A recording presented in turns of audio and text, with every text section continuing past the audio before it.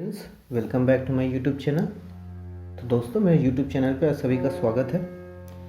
So this is going to be a technical overview of the entire process. Okay, this is not the actual in depth tutorial. So I'll be just talking about the main tutorial, what you can expect in the main tutorial, how how you can apply the techniques to do this kind of realistic drawings. I'm going to just give an overview of the technique. For the in-depth tutorial, you can click on the I button and there you will get a tutorial of 1 hour 15 minutes and it's in depth. So you can go there if you want to learn the technique, but if you want to just enjoy the drawing and enjoy the process and know about the know some basic facts about the technique, then you can use this video. तो दोस्तों, ये actual tutorial का video नहीं है, ये tutorial का जो overview है कि मेन ट्यूटोरियल में आपको क्या क्या सीखने मिल सकता है, उसी का एक ओवरव्यू का ये वीडियो है.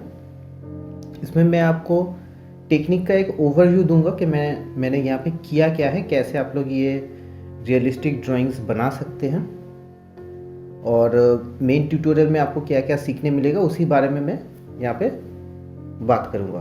अगर आपको वीडियो मतलब प्रोसेस एंजॉय करना है और टेक्निक के बारे में थोड़ा बहुत जानना है, ओवरव्यू, तो ये वीडियो आपके लिए है. और अगर आपको इन डेप्थ आपको सीखना है तो 1 घंटा 16 मिनट का, आपको 16 मिनट का एक वीडियो मिल जाएगा. आई बटन पे आप क्लिक करेंगे तो वहाँ पे आपको पूरा इन डेप्थ आपको ट्यूटोरियल मिल जाएगा. तो चलिए टेक्निक के बारे में थोड़ा सा बात करते हैं. तो मैं जनरली क्या करता हूँ कि मैं बोलता हूँ कि एक सॉफ्ट और स्मूथ सरफेस के ऊपर पेपर चिपका लीजिए, तभी आपको स्मूथ फिनिश मिलेगा. लेकिन यहाँ पे देखिए, आज मैंने पेपर को ग्राउंड पे ही चिपकाया है, यानी हार्ड सरफेस के ऊपर चिपकाया है. तो इसके ऊपर भी आप कैसे स्मूथ टेक्सचर पा सकते हैं, रियलिस्टिक ड्राइंग कर सकते हैं, वो मैं आपको बताऊँगा. ठीक है. So in general, you generally see me asking to paste the paper on a smooth and a soft surface so that you get a smooth finish. But today I'll teach you how you can get the same kind of finish on using another technique as well. Like you can see, I have pasted the paper on the floor only. So the base is a hard surface, right? So the technique which I have used is actually very common or the most famous in the net for doing oil pastels.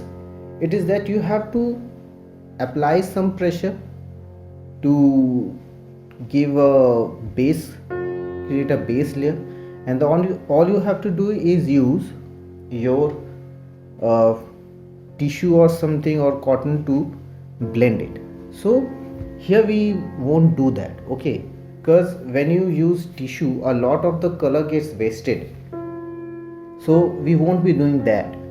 What we will be doing is we will be applying medium to light pressure for the base or the base layer, and after that the second layer will be using heated oil pastel technique. So what is heated oil pastel technique? You heat the oil pastel using any candle or hair dryer, anything, and then you apply it on the base layer.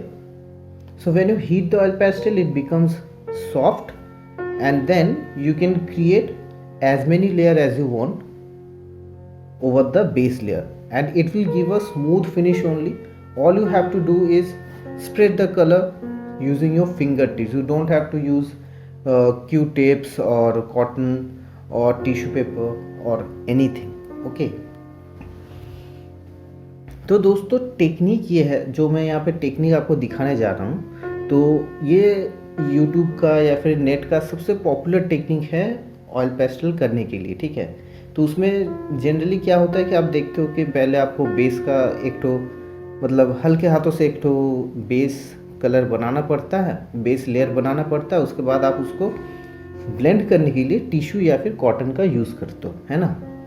तो लेकिन यहाँ पे हम लोग थोड़ा सा different करेंगे. तो हम लोग क्या करेंगे कि हम लोग लाइट और मीडियम प्रेशर से पहला जो बेस हम लोग का जो लेयर है वो हम लोग बना लेंगे, ठीक है। और उसके बाद जो सेकेंड लेयर जो हम लोग बनाएंगे तब हम लोग ऑयल पेस्टल को हीट करके सेकेंड लेयर देंगे। कैसे हीट कर सकते हैं आप? कैंडल या फिर हेयर ड्रायर यूज़ करके हीट करके आप सेकेंड लेयर बना सकते हो। तो जैसे आप उसको बनाओगे तब आपको स्प्रेड करने के लिए कोई भी टिश्यू या फिर कॉटन कुछ भी नहीं लगेगा, सिर्फ फिंगर टिप से आप थोड़ा सा घिसोगे, वो आराम से ब्लेंड होता जाएगा और एक के ऊपर एक आप लेयर बना सकते हो, कोई प्रॉब्लम नहीं होगा, ठीक है। रियलिस्टिक ड्राइंग में और एक तो इम्पॉर्टेंट चीज़ है कि शैडोज़, ठीक है, शैडोज़ और रिफ्लेक्शन। तो आपको हमेशा डिसाइड करना है कि शैडो डार्क होगा कि कितना शैडो गिरेगा, डार्क से लाइट में कैसे जाएगा, ओके। और रिफ्लेक्शंस जो है वो किस टाइप का रिफ्लेक्शन होगा, कि वो पॉइंट टाइप का रिफ्लेक्शन होगा या फिर स्कैटर्ड टाइप का रिफ्लेक्शन होगा। और ये सब मैंने जो इन डेप्थ ट्यूटोरियल है वहाँ पे मैंने सिखाया है, तो वहाँ पे आप लोग देख सकते हो। और जो शैडोज़ है वो आपको ये डिसाइड करना पड़ेगा कि वो डार्क और लाइट रीजन उसका कौन सा होगा और किस टाइप से आप उसको अप्रोच करोगे। ये दोनों चीज़ बहुत ही इम्पॉर्टेंट है जब भी आप कोई रियलिस्टिक ड्राइंग बनाना चाहते हो। So the important thing about creating realistic drawings is that you have to deal with two very important things. One is the shadow and another one is the reflection. In the 1 hour tutorial I have spoken about, I have given ideas about what kind of shadows you have to deal with, like the dark region and the light region. You have to decide how you can approach that. And the reflection, if it's a point reflection or it's a scattered reflection, you have to decide. And you have to decide the source of the light as well, the direction and the location of a source of light, okay. So that is also very important for creating realistic or super realistic drawings. तो आपको ये भी observe करना है कि आपका light source कहाँ पे है, ठीक है। तो उसको डिसाइड करना बहुत ज़रूरी है। वो आपको ये आइडिया देगा कि रिफ्लेक्शन कैसे गिरेगा, कहाँ पे उसका रिफ्लेक्शन होगा।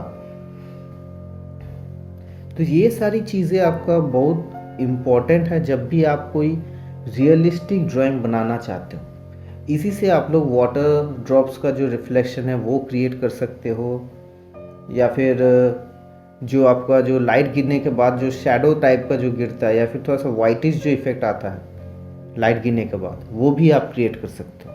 So using this technique, if you know what kind of a reflection you want, you can decide whether the reflection will be of a point source, like where the darkest reflection will be, and you can also decide where the light region of the reflection will be, like the after the reflection the surface becomes little bit whitish, right? So you can decide how to create that and how much you have to create, if you can decide where you have the source of light, okay. So these are the basic things for doing hyper realistic drawings or the realistic drawings, be it any medium. तो किसी भी medium के लिए ये सारी points बहुत ही important हैं। तो यही बेसिक आपका ओवरव्यू है, इसी का हम लोग डिटेल्स में डिस्कशन करेंगे हम लोग मेन ट्यूटोरियल में। So these are the basic things which we will discuss in the main tutorial. If you like this video, please give this video a thumbs up, subscribe to my channel and press the bell notification because I upload every week. And if you have any problem, just comment in the comment section below. तो अगर आपको video अच्छा लगा हो तो आप like कीजिए, subscribe कीजिए और कमेंट कीजिए आपको कोई भी प्रॉब्लम हो तो। तब तक मिलेंगे अगले वीडियो में, तब तक के लिए goodbye. I see you in the next video, good bye.